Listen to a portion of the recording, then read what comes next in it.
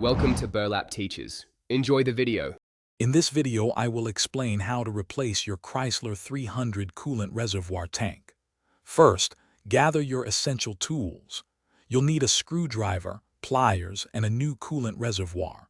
Also, prepare a drain pan for the old coolant and have fresh coolant ready for the refill.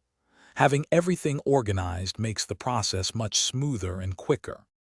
Now let's get started by draining the old coolant. Locate the radiator drain plug, usually at the bottom, and open it carefully. Allow all the old coolant to drain completely into your prepared pan.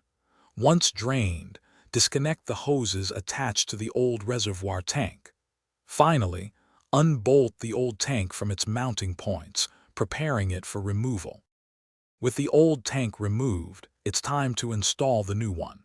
Carefully position the new reservoir tank in its designated spot.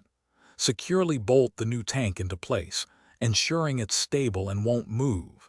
Reconnect all the hoses to the new tank, making sure each connection is tight and secure to prevent any leaks. Double-check everything before moving on. Finally, let's get your cooling system back in action. First, close the radiator drain plug tightly. Then, fill the new reservoir with fresh coolant to the recommended level.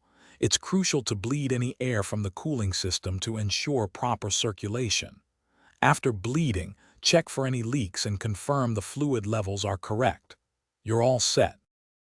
Thanks for watching. Consider subscribing if this video helped you.